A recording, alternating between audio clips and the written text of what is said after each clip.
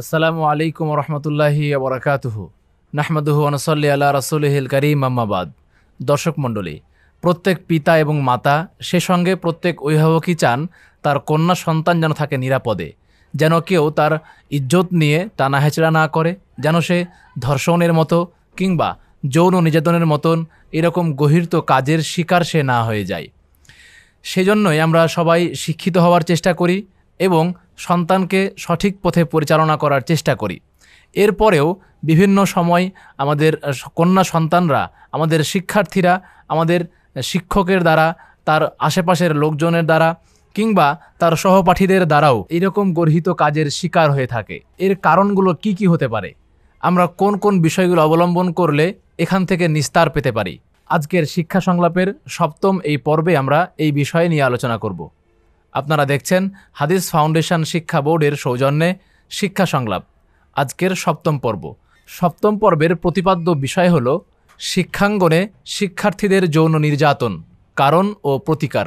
আমাদের আজকের অতিথি হিসাবে আছেন মাসিক আত-তাহরিকের সম্মানিত সহকারী সম্পাদক ডক্টর মোহাম্মদ কাবিরুল ইসলাম। আসসালামু আলাইকুম রহমতুল্লাহি ওয়া বারাকাতুহু। ওয়ালাইকুম আসসালাম রহমতুল্লাহি ওয়া বারাকাতুহু। আমাদের অনুষ্ঠানে প্রথমে আপনাকে স্বাগত জানাচ্ছি।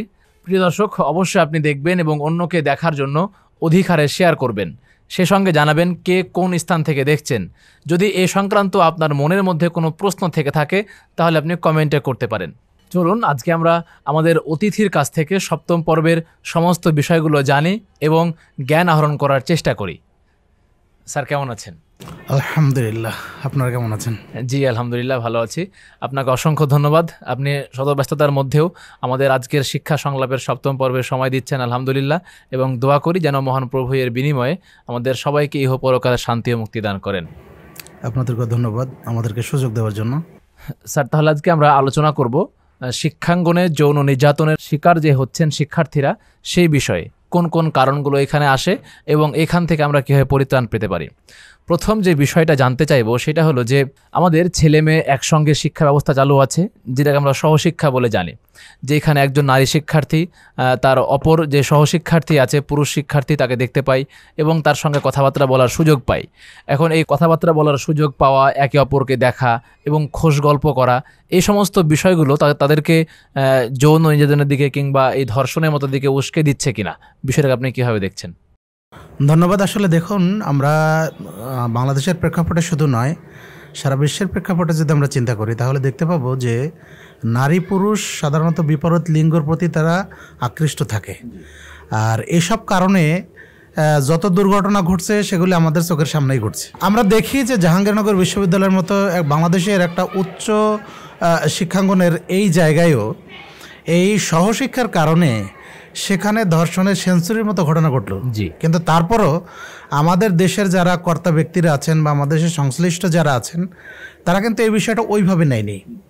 যদি ওইভাবে নিতেন তাহলে কিন্তু এই বিষয়ে কি করা যায়, কি প্রতিকার হতে পারে সে বিষয়ে তারা চিন্তাও করছে, চিন্তাভাবনা করছে। শুধু মাদ্রাসায়, শুধু বিশ্ববিদ্যালয়ের মতো অঙ্গনেই নয়, আমরা দেখি সোনাগাজীতে যে মাদ্রাসার অধ্যক্ষ কর্তৃক ছাত্রীর যে শ্লীলতাহানি হলো এবং তার মাধ্যমে সেই ছাত্রীর শেষ পরিণত হলো পুড়িয়ে মারা।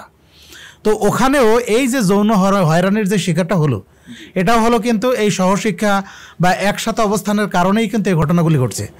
আর যখন একজন শিক্ষার্থী আর একজন পুরুষ এবং মহিলা, অর্থাৎ একজন বালক এবং বালিকা কিংবা একজন স্টুডেন্ট, সে পুরুষ এবং মহিলা একসাথে যখন থাকে তখন তার মধ্যে এই দুর্ঘটনা ঘটাটাই স্বাভাবিক হয়ে যায়। এটা স্বাভাবিক হয়ে যায়। একসাথে অবস্থান করলে তার মধ্যে ভাব বিনিময়, একসাথে বসে ক্লাস করা, একসাথে গল্প করা, এইসব ঘটনাগুলির মধ্য দিয়েই কিন্তু এসব ঘটে।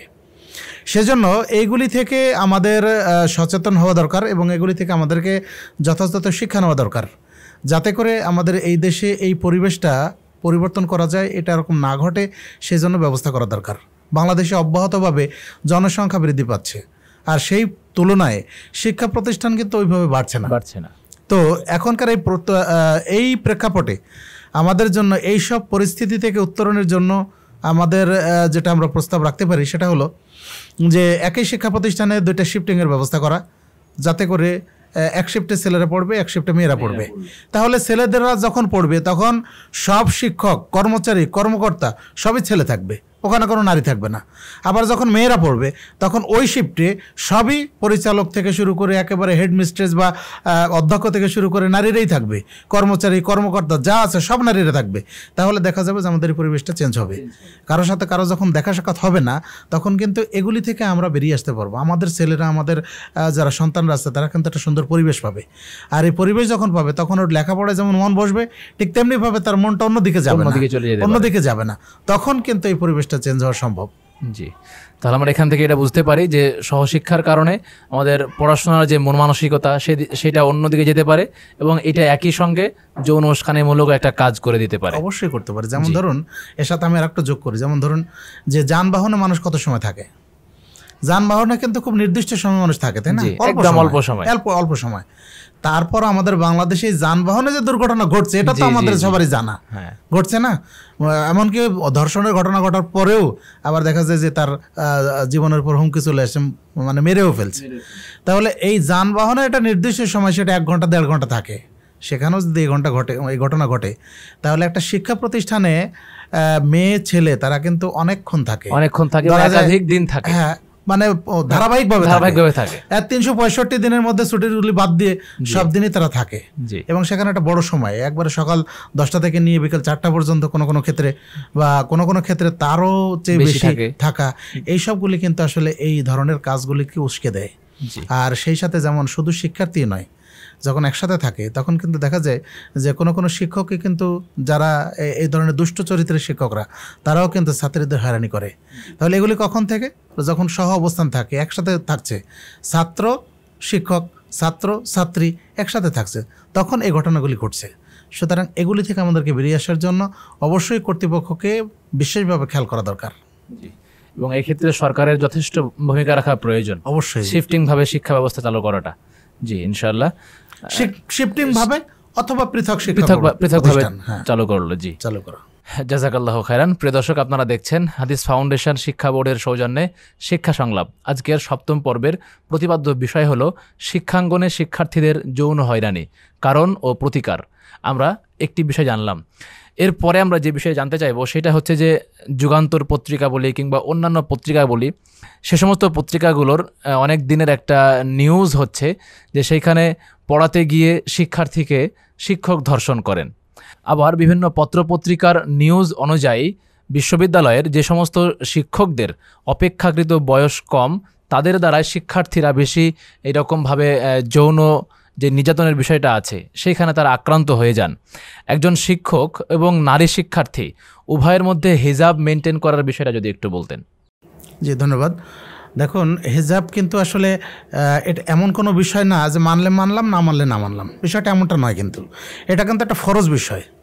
আল্লাহ রাব্বুল আলামিন সূরা নূরের 30 নম্বর আয়াতে প্রথমত পুরুষদেরকে বলেছেন, ওয়াকুল্লিল মুমিনিনা ইয়াগুয্যু মিন আবসারিহিম, হে মুহাম্মদ তুমি মুমিনদেরকে বলে দাও, মুমিন পুরুষদেরকে বলে দাও, তারা যেন তাদের চোখগুলিকে অবনমিত রাখে, তারা যেন তাদের দৃষ্টিকে অবনমিত রাখে। তাহলে প্রথমেই হলো নির্দেশ হলো পুরুষের প্রতি। তাহলে পুরুষ যখন তার চোখটাকে অবনমিত রাখবে, নিম্নগামী রাখবে, সে যখন হারামের দিকে তাকাবে না, তখন কিন্তু এগুলি থেকে অনেকটাই বেঁচে থাকা সম্ভব। এখন আমাদের দেশের প্রেক্ষাপটে যেহেতু দেখা যায় যে এখানে পুরুষ শিক্ষক সে মেয়ে ছাত্রীদেরকে পড়াচ্ছে, আবার অনেক ক্ষেত্রে দেখা যায় যে মহিলা শিক্ষিকা সে পুরুষ ছাত্রদেরকে পড়াচ্ছে, তাহলে এক্ষেত্রে পর্দা বিঘ্নিত হওয়ার সমূহ সম্ভাবনা আছে। এখন এখানে ইসলামের যে নির্দেশনা, উভয়কে পর্দা পশিদা মেনে চলা, এর আমি যে সূরা নূরের 30 নম্বর আয়াত বললাম, এর পরের আয়াতে কিন্তু আল্লাহ বলছেন, ওয়াকুল্লিল মুমিনাতি ইয়াগুযুযনা মিন আবসারিহিন্না ওয়া ইয়াহফাজনা ফুরুজাহুন্না, হে মুহাম্মদ তুমি মুমিনা নারীদেরকে বলে দাও তারা যেন তাদের চোখকে অবনমিত রাখে, দৃষ্টিকে অবনমিত রাখে এবং তারা যেন তাদের লজ্জাস্থানকে হেফাজত করে। তাহলে এই যে লজ্জাস্থান হেফাজতের আগে যে জিনিসটা দরকার সেটা হলো আমার মুখমণ্ডলটাকে হেফাজত করা। একজন নারী তার মুখমণ্ডলটাকে ঢেকে রাখবে যাতে করে মানুষ কিন্তু প্রথমে মুখ দেখে, তারপরে কিন্তু সে অন্য কিছু দেখে। মুখ দেখে যদি তার পছন্দ হয় তাহলে সে কিন্তু দেখতেই থাকে, আর যখন মুখ দেখার পরে তার পছন্দ না হয় তখন কিন্তু দৃষ্টি ঘুরিয়ে নেয়, তখন কিন্তু আর ওইদিকে তাকায় না। তাহলে এই মুখটা যখন ঢাকা থাকবে, নেকাব পরা থাকবে, তখন শিক্ষকের মনে কোনো কিছু দুষ্ট কিছু উদয় হলেও যেহেতু সে মুখ দেখতে পাচ্ছে না, তখন কিন্তু সে এগুলি থেকে অনেকটাই নিবৃত্ত হবে। তাহলে এই জন্য দরকার যে আমাদের এই শিক্ষা প্রতিষ্ঠানে যদি মেয়েরা থাকে এবং সেখানে যদি পুরুষ শিক্ষক থাকে, তাহলে সেই সব শিক্ষকের সামনে মেয়েরা যেন যথাযথ পর্দা পশিদা মেনে চলে তারা যেন ওখানে উপস্থিত হয়।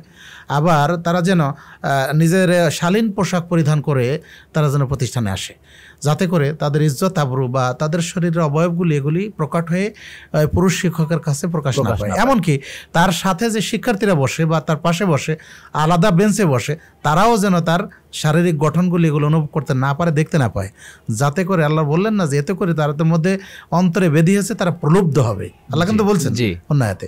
তাহলে আমরা এইসব কাজ থেকে নিজেদেরকে হেফাজতের জন্য এই পর্দাপশিদা এটা কিন্তু একটা রক্ষা কবচ, নারী এবং পুরুষ উভয়ের জন্য।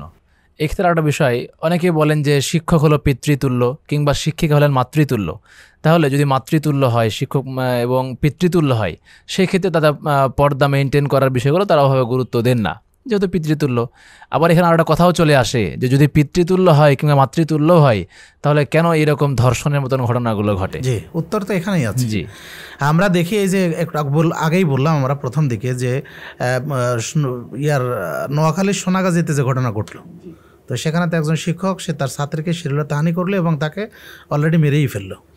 তাহলে বাপ যদি হতো নিশ্চয়ই সে তার মেয়েকে এইভাবে করতো না, এরকম করতে পারতো না। আর একটা জিনিস আপনি দেখবেন, যারা মাহরাম, এই মাহরামের প্রতি মাহরামের কোনো অনুভূতি জাগ্রত হয় না সাধারণত। আল্লাহ যাদেরকে মাহরাম বলছেন, অর্থাৎ যাদের সাথে বিবাহ হারাম, যে সমস্ত পুরুষের সাথে যে সমস্ত নারীদের বিবাহ হারাম, তার মধ্যে কোনো কিন্তু অনুভূতি জাগ্রত হয় না। আমি আমার মাকে দেখলে আমার মধ্যে কোনো অনুভূতি হবে? আমি আমার মেয়েকে যদি দেখি তাহলে তারকে নিয়ে আমি কখনো কুচিন্তা করব? এটা কোশ্চেন কালো হতে পারে না, হয় না, এটা স্বাভাবিকভাবে হয় না। সুতরাং মাহরাম এটা শিক্ষক আর ছাত্রী পরিচয়, এটা মাহরাম নয়। আল্লাহ এটা বলেননি, রাসূল এই নির্দেশনা দেন নাই। তাহলে মাহরাম যেখানে সেখানে পর্দারও, তারপরও মাহরামের কাছেও পর্দার কিন্তু একটা সেখানে পর্দা না করলেও তার একটা সীমা রাখা আছে। সে কতটুকু বের করবে, তাই না? কতটুকু খুলে রাখবে? স্বাভাবিকভাবে যতটা প্রকাশ পায়, হাতের কবজি পর্যন্ত কিংবা তার মুখমণ্ডল এগুলি প্রকাশ পায়, এগুলি খুলে রাখবে। তার অর্থ হয় না যে অশালীন পোশাক পরে সে মাহরামের সামনে যাবে, তাই না? মাহরামের সামনে যাবে। সুতরাং ইসলাম এই ধরনের শিক্ষক শিক্ষিকা সম্পর্ক কিংবা শিক্ষক ছাত্রী সম্পর্ক, শিক্ষিকা ছাত্র সম্পর্ক, এগুলি মাহরামের ক্ষেত্রে ইসলাম সমর্থন করে না। আর আমরা এতগুলি ঘটনা দেখার পরেও আমরা কি করে বলি যে শিক্ষক পিতৃতুল্য, ফলে তার সামনে পর্দা করার প্রয়োজন নেই? তাহলে শিক্ষক তো ধর্ষণ করতো না, জি, তাই না? আবার আমরা বলবো যে ম্যাডাম তো সে তো আমার মাতৃতুল্য, সুতরাং ম্যাডামের কাছে ছাত্রের এত পর্দাবসিত করার দরকার ছিল না। তাই যদি না হতো তাহলে ম্যাডামের সাথে ছাত্রের বিয়ে হতো না। এসব ঘটনা অহরহ হচ্ছে। কিছুদিন আগে নাটোরে যে ঘটনাটা হলো, সেখানে একজন শিক্ষিকার সঙ্গে তার ছাত্রের বিয়ে হলো, পরবর্তী সময়ে তো শিক্ষিকা মারাই গেলেন। জি, বহু ঘটনা, এই ধরনের বহু ঘটনা আমাদের দেশে ঘটে। সারা বিশ্বের বিভিন্ন আনাচে কানাচে এই সব ঘটনা ঘটে, কিন্তু সেগুলি আমাদের অনেক কিছু আমাদের দৃষ্টিগোচরে হয় না। তো সেজন্য আমরা এটা বলবো না যে এসবগুলো ঠুনকো যুক্তি। একটা ছেলে পড়াচ্ছে কিংবা একটা মহিলা ছাত্রকে পড়াচ্ছে, সেজন্য সে তার মা সমতুল্য হয়ে গেল। একজন পুরুষ একটা ছাত্রীকে পড়াচ্ছে, সেজন্য তার সন্তানতুল্য হয়ে গেল। এগুলি কোনো যুক্তি নয়। আমরা সর্বোপরি বলতে পারি অবশ্যই একজন শিক্ষক এবং নারী শিক্ষার্থী, একজন পুরুষ শিক্ষার্থী এবং নারী শিক্ষক, তারা উভয়ের মধ্যে পর্দা মেনটেন করবেন এবং যতটুকু ইসলাম বৈধ ততটুকু খোলা রাখতে পারেন, বাকিটুকু তারা ঢেকে রাখবেন। এর বেশি অতিরিক্ত করতে গেলে দেখা যাবে এইটা অন্যদিকে গড়াবে এবং আস্তে আস্তে এটা যৌন নির্যাতন কিংবা ধর্ষণের দিকেও নিয়ে যেতে পারে। প্রিয় দর্শক, আপনারা অবশ্যই খেয়াল রাখবেন বিষয়গুলো, এবং যারা এই পেশায় নিযুক্ত আছেন যেন এইরকম রোগে আক্রান্ত হয়ে না যান এবং অন্য কেউ যেন এই রোগে আক্রান্ত না হয়ে যায়, সেই দিকটা আমরা খেয়াল রাখবো ইনশাআল্লাহ। স্যারের কাছে পরবর্তী যে প্রশ্নটি জানতে চাইবো সেটা হচ্ছে যে বর্তমানে আমরা আধুনিক যুগ বলি, এবং এই আধুনিক যুগ বলে একজন ছেলে একজন মেয়ে তারা উভয়ের সঙ্গে অবাধ মেলামেশা করতে পারে। সেটা দিনে হোক, রাতে হোক, কোনো এক নির্জন পরিবেশে হোক, বন্ধুবান্ধব বলে গ্রুপ স্টাডি করা হোক, কিংবা পাড়ার অন্য ভাইরা হোক, অন্য মেয়েরা হোক, এরকমভাবে একটা আধুনিক যুগ বলে আমরা এটাকে আখ্যায়িত করছি, এবং ছেলে মেয়ে উভয়ের মেলামেশাকে আমরা কেউই কঠিন কোনোভাবে দেখছি না। এই যে নারী পুরুষকে একসঙ্গে মেলামেশা করতে দেওয়া, গল্পগুজব করতে দেওয়া, কিংবা পড়াশোনার নামে তাদেরকে একান্ত নির্জন হতে দেওয়া, এইটা আসলে যৌনতার দিকে নিয়ে যায় কিনা, এবং এক পর্যায়ে এইটাই ধর্ষণের পর্যায়ে পর্যন্ত পৌঁছে দেয় কিনা? আমরা যে বিষয়টি নিয়ে আজকে আলোচনা করছি সেটা হলো শিক্ষাঙ্গনে যৌন নির্যাতন কারণ ও প্রতিকার। এর মধ্যে একটা গুরুত্বপূর্ণ বিষয় হলো যে শিক্ষক ছাত্র কিংবা ছাত্র তার সহপাঠীর সাথে আধুনিকতার দোহাই দিয়ে তারা বলছে যে আমরা তো একসাথে অবস্থান করব, একসাথে অবস্থান করতে পারি, আরে তুমি তো আমার বন্ধুর মতোই, সুতরাং তোমার এত পর্দা বসিতে কী দরকার, কী দরকার।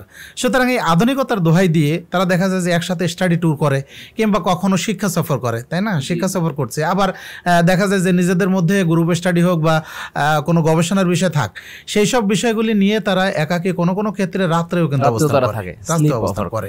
তো এই সব বিষয়গুলি কি ইসলাম সমর্থন করে কিনা? রাসূলুল্লাহ সাল্লাল্লাহু আলাইহি ওয়াসাল্লাম বলছেন, লা ইয়াখলুওয়ান্না রাজুলুন বিইমরাতিন ইল্লা কানা সালিসুহুমা শাইতান। কোনো মেয়ে কোনো পুরুষের সাথে একত্রে অবস্থান করবে না, একাকী হবে না, যদি হয় তাহলে তার মধ্যে তৃতীয়জন হবে শয়তান। সুনানে তিরমিজির এই 1171 নম্বর এই হাদিসের আলোকে আমরা বলতে পারি যে রাসূলুল্লাহ সাল্লাল্লাহু আলাইহি ওয়াসাল্লাম যেটা বলছেন, একজন নারী পুরুষ নির্জনে একাকী হলেই সেখানে তাদের মধ্যে বিভিন্ন ধরনের মন মানসিকতা তৈরি হয়। শয়তান এসে তাদের কুঁশকে দেয়, শয়তান এসে তার অশ্লীলতায় উদ্বুদ্ধ করে। তো সেক্ষেত্রে বন্ধু তো বন্ধুই, তাহলে বন্ধুর সাথে একসাথে থাকলে অন্য কিছু ঘটে যাবে, এটাই স্বাভাবিক। সেজন্য শয়তান যাতে প্ররোচিত করতে না পারে, এজন্য দরকার নির্জনে না হওয়া। পুরুষ যদি ছেলে স্টাডি করতে হয় তাহলে ছেলে ছেলের সাথে করবে, মেয়ে মেয়ের সাথে করবে, কিন্তু এটা কখনোই হবে না যে ছেলে মেয়ে একসাথে করবে, এটা আদৌ ইসলাম সমর্থন করে না। আর এইসব কারণেই কিন্তু দুর্ঘটনাগুলি ঘটে। সুতরাং এই আমরা গবেষণার দোহাই দিয়ে হোক আর আমরা গ্রুপ স্টাডির দোহাই দিয়ে হোক, যেটাই হোক না কেন, এটা হবে গ্রুপ স্টাডি, মেয়ে মেয়ে হবে, ছেলে ছেলে হবে, তাহলে এই ধরনের সব মানে ক্ষতির আশঙ্কা থাকবে না, আমরা এটাই বলবো। আর এখানে আরও একটা জিনিস দেখার দরকার, আমরা দেখি যে অনেক সময় এই যে গবেষণার জন্য যারা দিক নির্দেশনা করবেন, শিক্ষক থাকবে অথবা ম্যাডাম থাকবে, তাহলে ম্যাডাম ছাত্রীদের নিয়ে থাকলো, তাদের দিক নির্দেশনা দিলে সব করলো, আর শিক্ষক ছাত্রদের নিয়ে থাকলো, সে দিক নির্দেশনা দিলে সব করলো।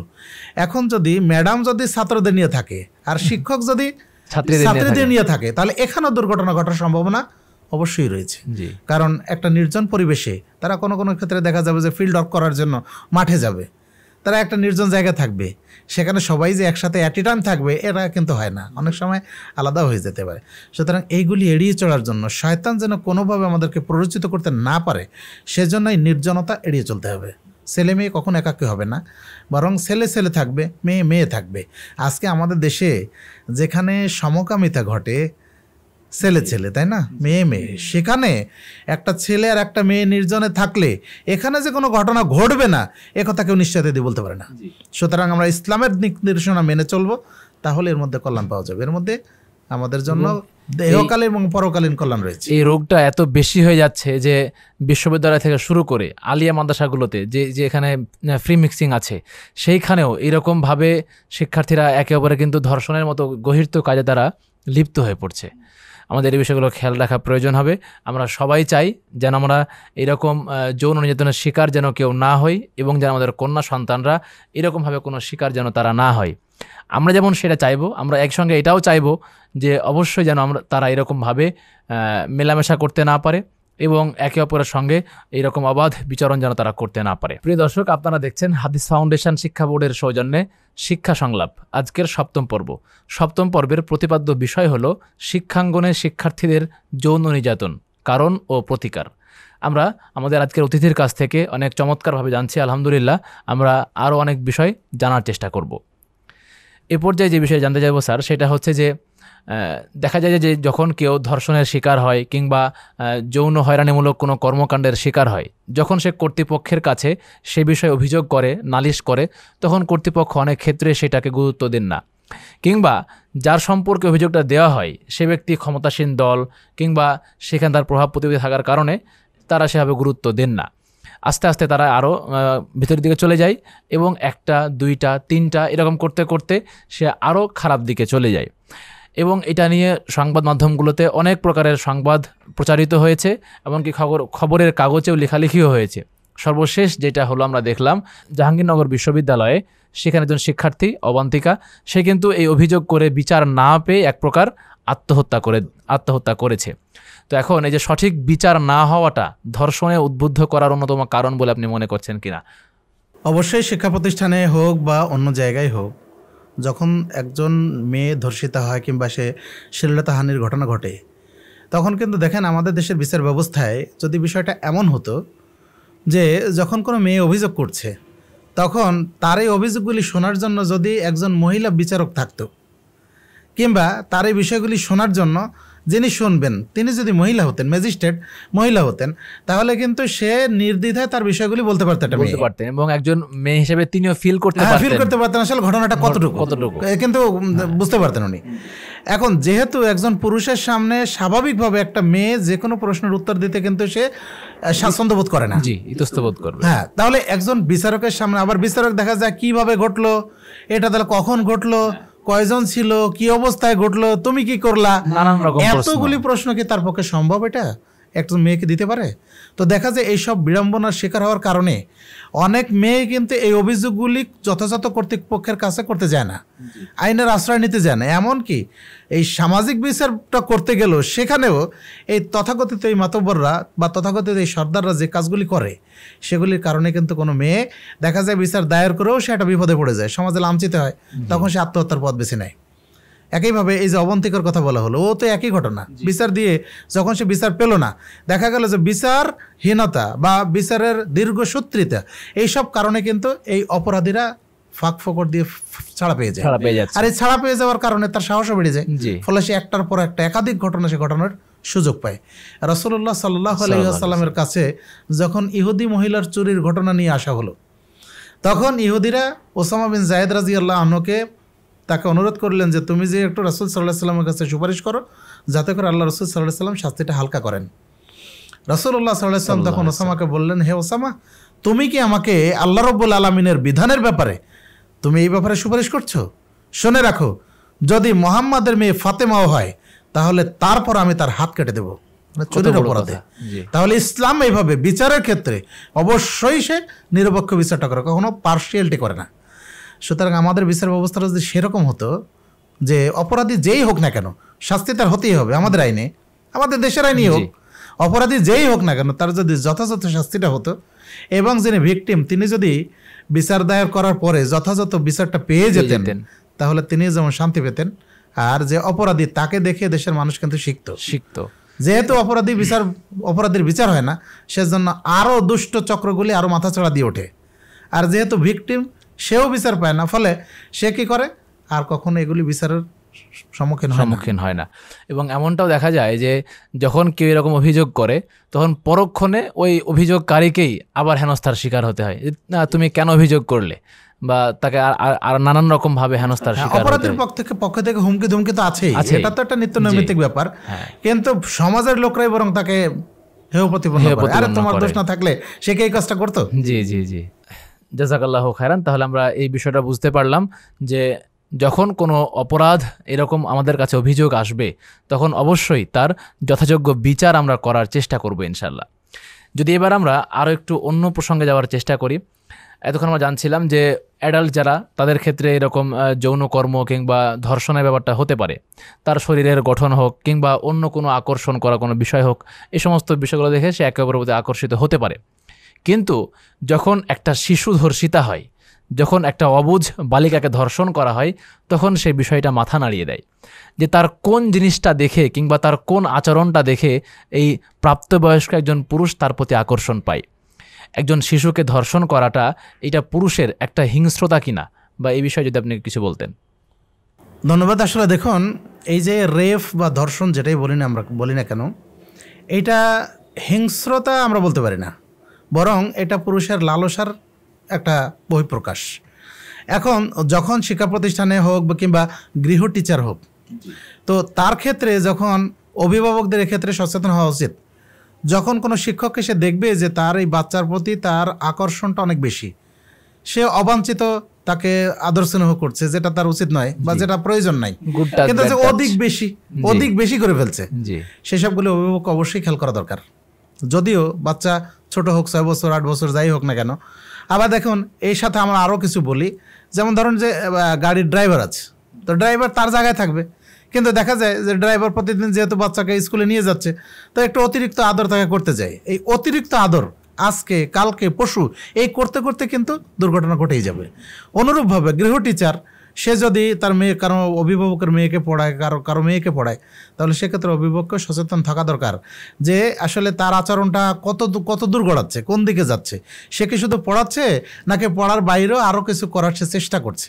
এই বিষয়টা অভিভাবককে বিশেষভাবে খেয়াল করা দরকার। একইভাবে শিক্ষা প্রতিষ্ঠানেও অভিভাবককে মাঝে মধ্যে গিয়ে খোঁজখবর নেওয়া দরকার যে তার সাথে, তার সন্তানের সাথে শিক্ষকদের আচরণটা কেমন হয়। মাঝে মধ্যে দূর থেকে লক্ষ্য করা কিংবা খেয়াল করা কিংবা পর্যবেক্ষণ করা, কোনো শিক্ষক তাকে একটু অতিরিক্ত স্নেহ করে কিনা, অতিরিক্ত ভালোবাসে কিনা, বা আদরের ছলে তাকে হয়তো দেখা গেল আদর করতে গিয়ে জড়াই ধরলো কিনা, এইসব বিষয়গুলি আসলে খেয়াল করা দরকার। কারণ এগুলি থেকেই কিন্তু একসময় দেখা যাবে যে সে মানে তার মধ্যে পাশবিকতা জেঁকে বসবে আর সে তখন দুর্ঘটনা ঘটিয়ে ফেলবে। এই জন্য আমাদের অভিভাবকদেরকে সচেতন হওয়া দরকার, সাবধান থাকা দরকার।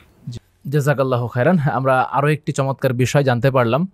এরপরে যে বিষয়টা জানতে চাইবো সেটা হচ্ছে যে অনেক সময় দেখা যায় এরকম সংবাদপত্রের নিউজ আসে, যখন কোনো নারীর একটা গ্রুপ হোক কিংবা একাকী হোক, যখন সে নির্জনে যায় এবং আশেপাশে কেউ না থাকে, যদি সেইখানে ঘটনাক্রমে একজন বা দুইজন বখাটে চলে আসে, সেই জায়গাতেও এরকম ধর্ষণের মতন ঘটনা ঘটে যায়।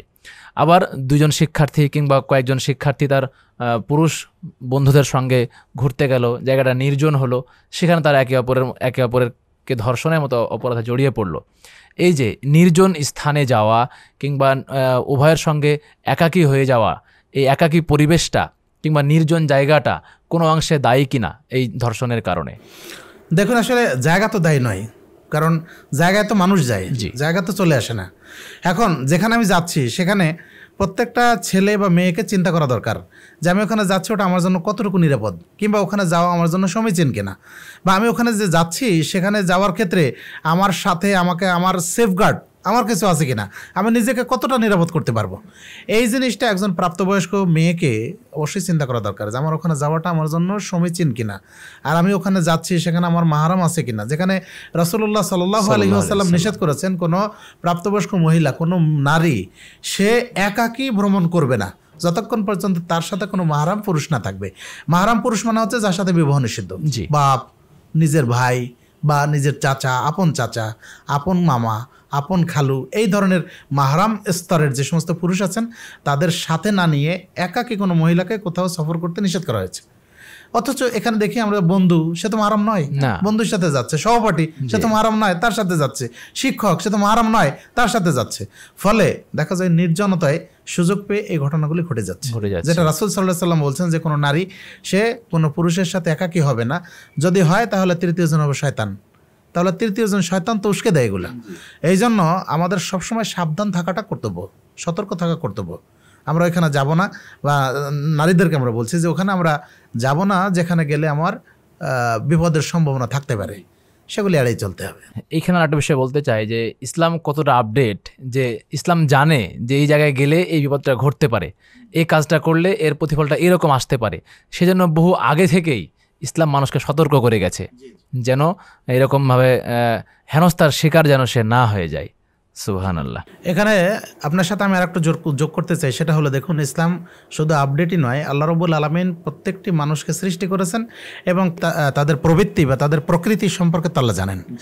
যে কারণে আল্লাহ সূরা ইসরার 32 নম্বর আয়াতে তিনি বলেছেন, ওয়ালা তাকরাবুজ জিনা ইন্নাহু ফাহিশাতা ওয়া মাকতা, তোমরা জেনার নিকটবর্তী হইও না, মানে জেনার ব্যভিচারের নিকটবর্তী করে দেয় এমন কোনো কারণের কাছেও তোমরা যাইও না।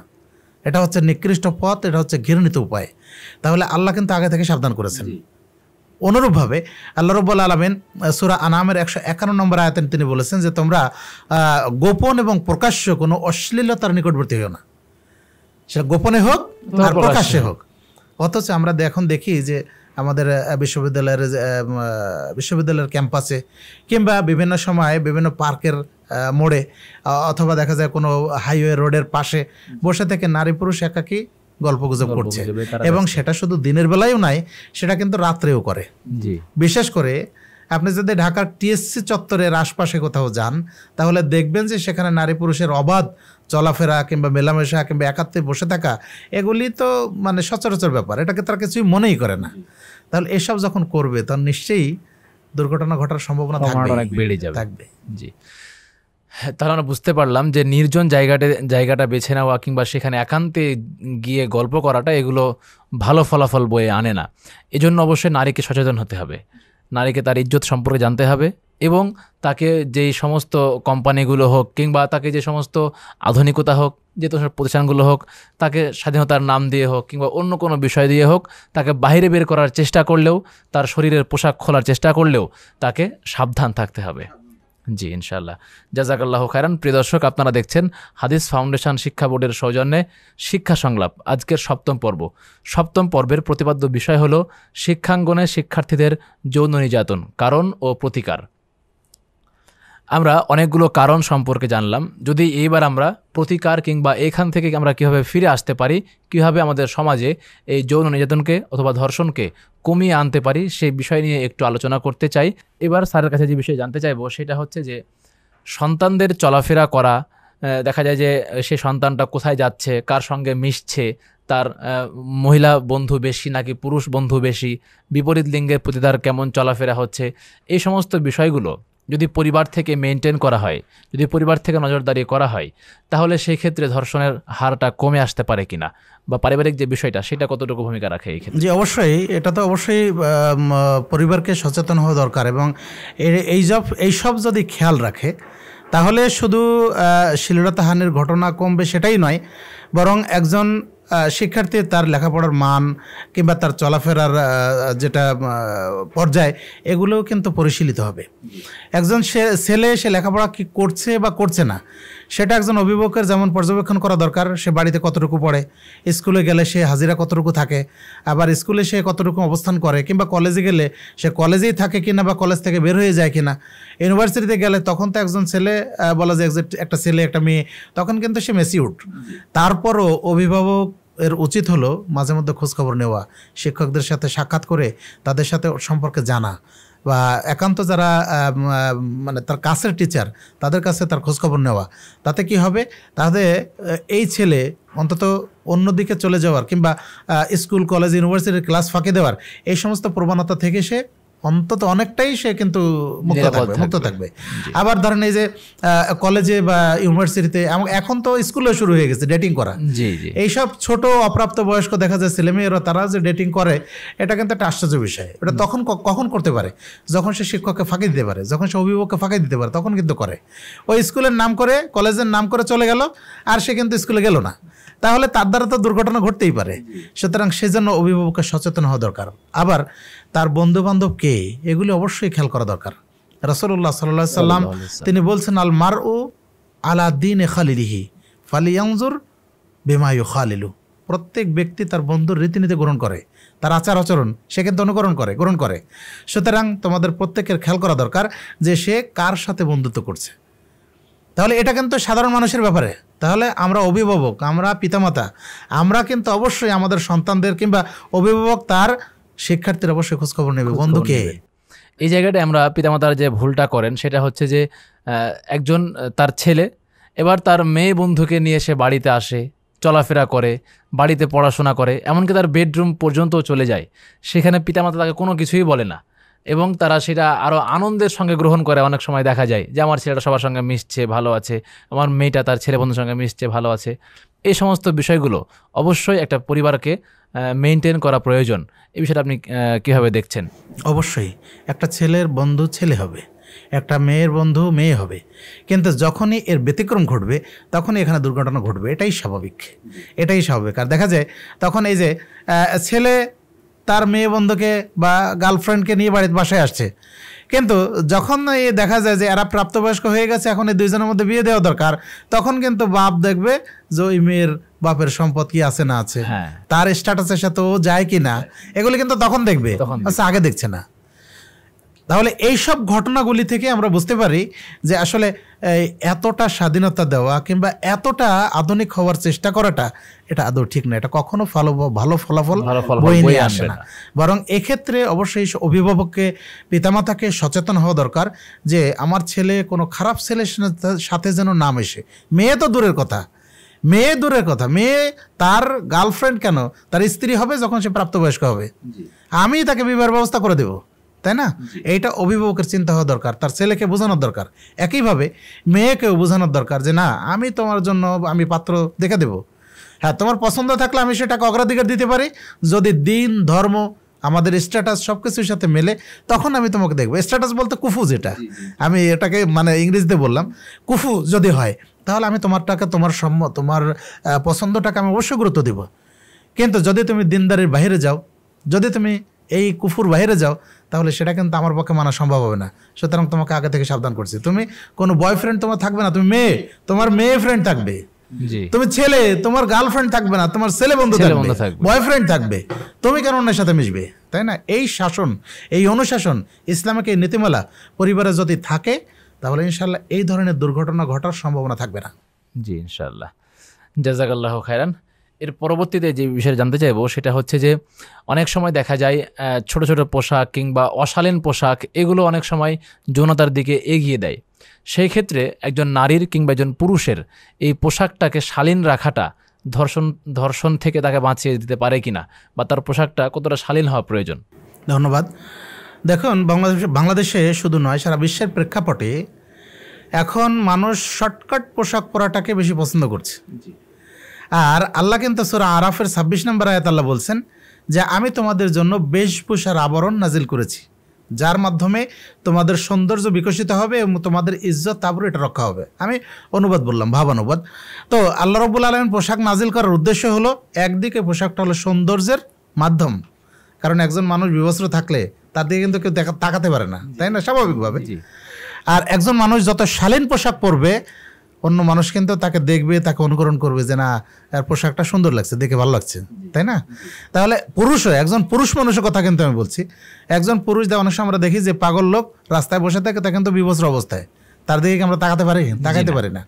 তাহলে একজন ভদ্র মানুষ কি করে এই পোশাকের নাম করে এই শর্টকাট পোশাক পরবে, অশালীন পোশাক পরবে? ছেলেরা এখন হাফ প্যান্ট পরে রাস্তা দিয়ে ঘুরছে, কি আশ্চর্য! অথচ রাসূলুল্লাহ সাল্লাল্লাহু আলাইহি সাল্লাম বলছেন পুরুষের সতর হচ্ছে নাভি থেকে নিয়ে হাঁটুর নিচ পর্যন্ত, তাহলে এই পর্যন্ত ঢেকে রাখা তার ফরজ। অথচ সে হাসতে খেলতে গরমের দোহাই দিয়ে সে হাফ প্যান্ট পরে রাস্তায় ঘুরছে। এইটা কোনো ভদ্র মানুষের আচরণ নয়, এটা কোনো ভদ্রতার পরিচয় নয়। তাহলে একজন পুরুষ যখন এটা করছে, মেয়েও কিন্তু তাকে দেখে দেখে অনুকরণ করছে। তাহলে মেয়েও কি করছে? সে শর্টকাট পোশাক পরছে, 3 কোয়ার্টার পরছে, আবার কোনো মেয়েরা হাফ প্যান্টও পরছে, আবার কোনো যে টি শার্ট পরছে। তাহলে এগুলি তো আমাদের জন্য কোনো কল্যাণকর নয়।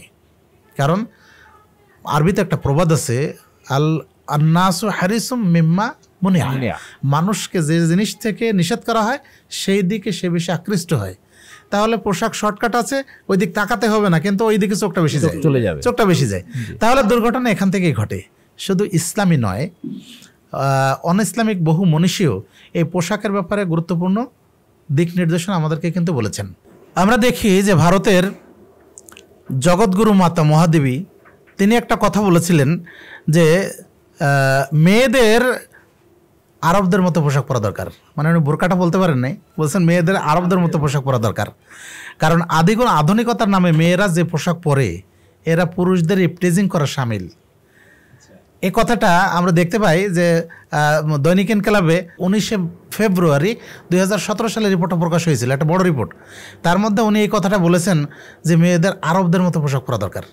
তাহলে তিনি একজন মহিলা হয়ে অনুভব করছেন কিন্তু যে মেয়েদের এই শর্টকাট পোশাক পরাটাই কিন্তু পুরুষদের আকৃষ্ট করে, যেটা রাসূলুল্লাহ সাল্লাল্লাহু আলাইহি ওয়াসাল্লামও বলেছেন। তিনি বলেছেন যে এটা দীর্ঘ হাদিস, সহিহ মুসলিমের 2128 নম্বর হাদিসে আল্লাহ রাসূল সাল্লাল্লাহু আলাইহি ওয়াসাল্লাম বললেন যে 2 শ্রেণীর মানুষ জাহান্নামে আমি তাদেরকে এখনো দেখিনি। তার মধ্যে অন্যতম হলো নিসাউন কাসিয়াতুন আরিয়াতুন মুমিলাতুন মাইলাতুন। ওই শ্রেণীর মহিলা যারা পোশাক পরিধান করে উলঙ্গ, তারা নিজেদেরকে পুরুষদের দিকে আকৃষ্ট করে, আর পুরুষদেরকে নিজেদের দিকে আকৃষ্ট করে, নিজেরাও পুরুষদের দিকে আকৃষ্ট হয়। রাসূল বললেন যে ওরা জান্নাতে প্রবেশ করবেন না, জান্নাতের সুগন্ধিও পাবেন না। তাহলে আল্লাহ রাসূল কিন্তু বলে গেছেন এই যে শর্টকাট পোশাক পরা, এখন জিপসি টাইপ পোশাক পরে, কেউ দেখা যায় ম্যাগি হাতার পোশাক পরিধান করছে। তার এইসব মেয়েরা আবার দেখা যায় যে একজন মেয়ে যখন টি শার্ট পরে আর তার বুকে যখন কোনো ওড়না থাকে না, তখন সেই মেয়েটা যতই আধুনিক হোক, একজন শালীন ভদ্র পুরুষ কখনো তার দিকে তাকাবে না। এটাই স্বাভাবিক। এমনিতে তো ইসলামে হারাম, তাকাবে না, পুরুষ কোনো অপরিচিত না হলে নারীর দিকে তাকাবে না, এটা ঠিক। কিন্তু এখন আমি পাশাপাশি সিটে তো আমার সামনে দুটো মেয়ে বসে আছে, কতক্ষণ আমি দৃষ্টিকে এদিক ওদিক ঘুরে রাখতে পারবো? অসম্ভব হয়ে যায় অনেক ক্ষেত্রে। আপনি মানে বলা যায় ট্রেনে বসে আছেন, তা ট্রেনে এসে দেখা যায় সামনাসামনি সিট হয় অনেক সময়, বিশেষ করে যেগুলি এসি সিটগুলিতে কিংবা যেগুলি ধরেন যে বারতে, এগুলো অনেক সময় বসতে হয়। তখন যদি সামনাসামনি এই ধরনের মহিলা থাকে, কতক্ষণ আমাকে সামনাসামনি এবং দৃষ্টি অবনত করে রাখা যায়? সমস্যা না? সুতরাং এইসব ক্ষেত্রে তখন দেখা যায় যে এইসব দুর্ঘটনাগুলি, যদি সেখানে পুরুষ দেখা যায় একজন যুবক একজন যুবতী থাকলো, ওই কম্পার্টমেন্টে যদি আর কেউ না থাকে, মানে ওই বার্তে যদি আর কেউ না থাকে, তখন কি দুর্ঘটনা ঘটবে না? স্বাভাবিকভাবেই ঘটতে পারে। আমরা এই ক্ষেত্রে আর একটা জিনিস আমরা যুক্ত করতে পারি যে ভারতের কেরালা প্রদেশের জনৈক ধর্মযাজক খ্রিস্টান পাদ্রী, তিনি একদিন বললেন যে যে সমস্ত মেয়েরা জিন্সের প্যান্ট পরে আর টি শার্ট পরে, ওদেরকে পাথরের সাথে বেঁধে নদীতে ডুবিয়ে দেওয়া দরকার, কারণ বাইবেলে এই ধরনের শাস্তির কথা আছে। তিনি আরও বললেন, যারা এই ধরনের পোশাক পরে আমাদের এই চার্চে আসে, তাদেরকে লাথি মেরে বের করে দেওয়া দরকার, কারণ ওদের কারণেই পুরুষরা আকৃষ্ট হয়। তাহলে শুধু ইসলাম বলেন এই পোশাকের কথা, এটা কিন্তু অনইসলামিক মনীষীরাও বলেছেন, তারা এটা চিন্তা করেছেন। এই রিপোর্টটা প্রকাশ হয়েছিল 2019 সালের যুগান্তর পত্রিকার 1 মার্চ। তাহলে আমরা দেখি যে আমরা শুধু নিজেরাই বলছি যে ইসলাম শুধু বলছে, এটা না, যারা আসলে সচেতন অমুসলিম তারাও কিন্তু বিষয়টা অনুভব করেছেন যে একজন মেয়ের পোশাকটা আসলে কেমন হওয়া দরকার, একটা নারীর পোশাকটা কেমন হওয়া দরকার, যাতে তাকে স্বাধীন মনে হয়, যাতে তাকে ভদ্র মনে হয়, এবং যার কারণে তার প্রতি একজন পুরুষ আকৃষ্ট না হয়। তাহলে পোশাকটা সেরকম হওয়া উচিত।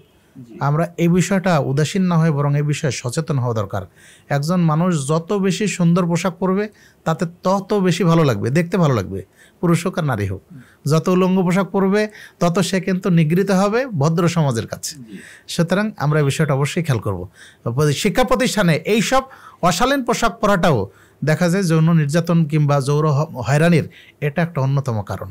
যে মেয়েটা পোশাক বোরকা পরে যায়, সেই মেয়েটাকে কিন্তু সবাই ইপটিজিং করে না মানুষ। আর যে মেয়েটা উলঙ্গ থাকে, দেখতে ভালো লাগছে, তখন তো তাকে বন্ধুরা বলবেই, হ্যাঁ হেভি ফাইন লাগছে, জি, এবং বিভিন্ন রকম কথাবার্তা তাকে শুনতে হয়।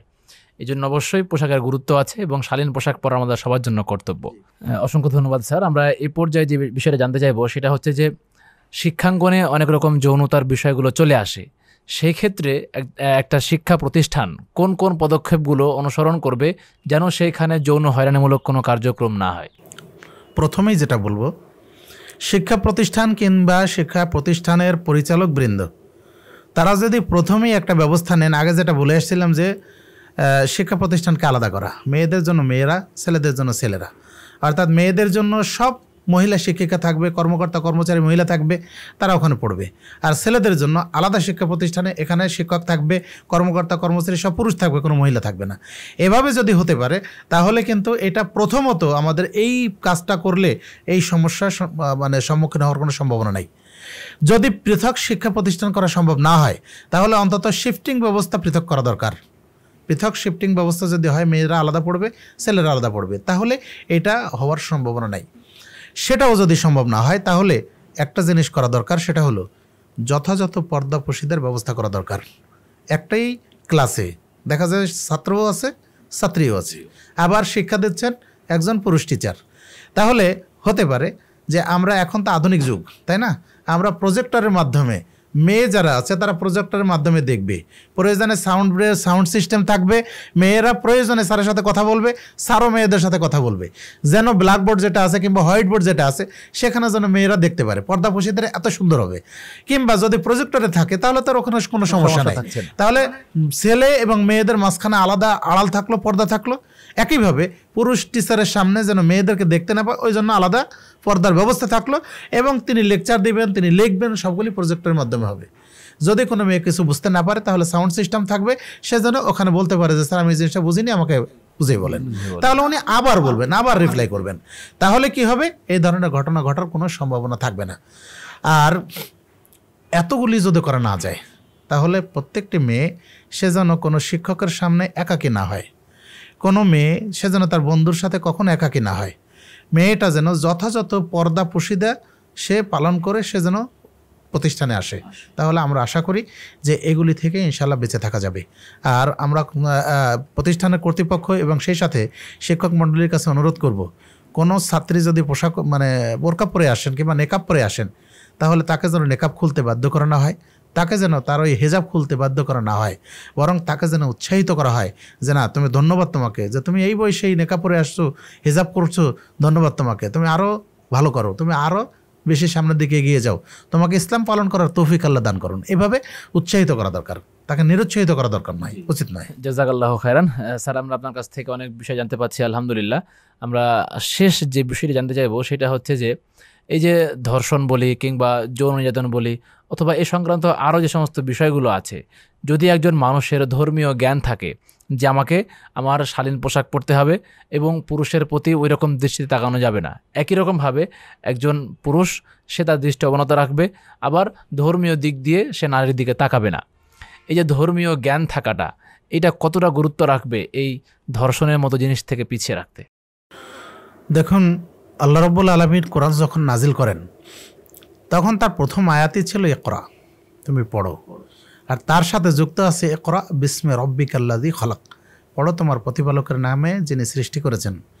তাহলে আমার পড়াটা যখন প্রতিপালকের নামে হবে, আমার পড়াটা যখন ইসলামী দিক নির্দেশনার মধ্যে হবে, তখন কিন্তু আমার মধ্যে বিভ্রান্ত হওয়ার সম্ভাবনাটা কম থাকবে।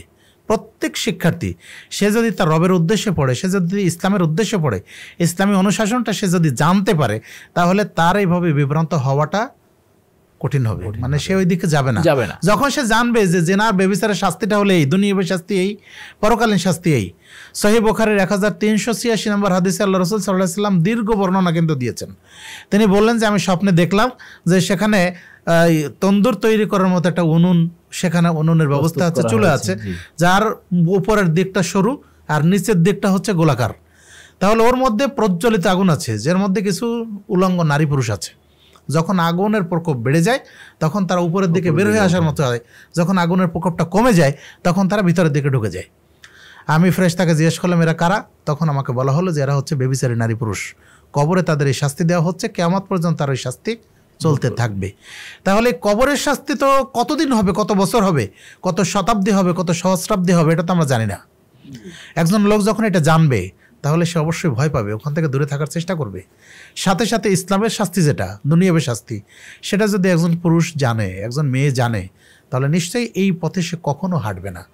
এই জন্য দরকার ইসলামিক জ্ঞান আমাদের জন্য বৃদ্ধি করা, ইসলামী জ্ঞান যাতে আমাদের ছেলেরা, আমাদের মেয়েরা, আমাদের শিক্ষার্থীরা শেখে, সেই জন্য ব্যবস্থা করা।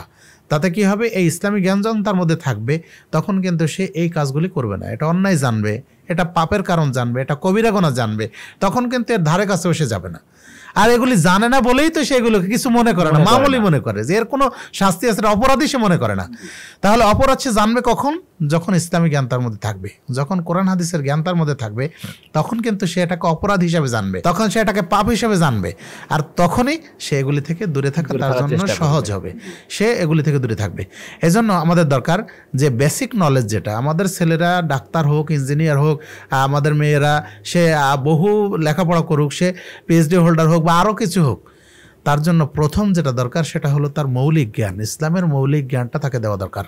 হারাম হালাল যাতে সে বুঝতে পারে, কোনটা ঠিক আর কোনটা বেঠিক এটা যাতে পার্থক্য করতে পারে, সে তার নিজের জীবন সম্পর্কে, পরকাল সম্পর্কে যেন সে জানতে পারে, এইসব জ্ঞানগুলি তাকে দেওয়া দরকার। তাতে করে আমাদের সমাজ যেমন ভালো হবে, আমাদের মানুষ যেমন আদর্শ মানুষ হবে, আমাদের ছেলেটা তেমনি আদর্শ মানুষ হিসেবে গড়ে উঠবে, সে জান্নাতি মানুষ হবে। এই জন্য আমরা প্রত্যেকেই চেষ্টা করব ধর্মীয় জ্ঞানটা, ইসলামী অনুশাসন, ধর্মীয় জ্ঞান যেমন দেওয়া দরকার, ঠিক তেমনিভাবে ইসলামী অনুশাসনটা বজায় রাখা দরকার। তাহলে ইনশাআল্লাহ আমাদের পরিবেশটা ইনশাআল্লাহ ঠিক হয়ে যাবে। ইনশাআল্লাহ ঠিক হবে। জাযাকাল্লাহু খায়রান। আমরা শেষ দিকে চলে এসেছি, আপনাকে অসংখ্য ধন্যবাদ, আমাদেরকে সময় দিলেন আলহামদুলিল্লাহ, এবং আমরা আপনার মাধ্যমে অনেক জ্ঞান আহরণ করলাম, অনেক বিষয় জানলাম। আমরা চেষ্টা করবো এই সমস্ত বিষয়গুলো মেনে চলার, ইনশাআল্লাহ। মহান আল্লাহ আপনাকে ইহকালে পরকালে শান্তি ও মুক্তি দান করুন, আল্লাহুম্মা আমিন। আমরা আপনার কাছ থেকে বিদায় নিচ্ছি। প্রিয় দর্শক, আপনারা দেখছিলেন হাদিস ফাউন্ডেশন শিক্ষা বোর্ডের সৌজন্যে শিক্ষা সংলাপ। আজকের প্রতিপাদ্য বিষয় ছিল শিক্ষাঙ্গনে শিক্ষার্থীদের যৌন নির্যাতন, কারণ ও প্রতিকার। এই বিষয়ে আমাদের সঙ্গে আজকের অতিথি হিসেবে ছিলেন মাসিক আত-তাহরিকের সহকারী সম্পাদক ডক্টর মোহাম্মদ কাবিরুল ইসলাম। আমরা তার কাছ থেকে অনেক বেশি জানলাম। আমরা অবশ্যই এই সমস্ত বিষয়গুলো মেনে চলার চেষ্টা করব এবং অন্যকে মানতে উদ্বুদ্ধ করব। আজকে এতটুকুই রাখছি। আজকের পর্বটি দেখার জন্য জানাচ্ছি অসংখ্য ধন্যবাদ। সে সঙ্গে সামনের পর্ব দেখার আহ্বান জানিয়ে আজকের পর্বটি এখানে শেষ করছি। সুবহানাকাল্লাহুম্মা ওয়া বিহামদিকা আশহাদু আল্লা ইলাহা ইল্লা আনতা আস্তাগফিরুকা ওয়া আতুবু ইলাইক। আসসালামু আলাইকুম ওয়া রাহমাতুল্লাহি ওয়া বারাকাতুহু।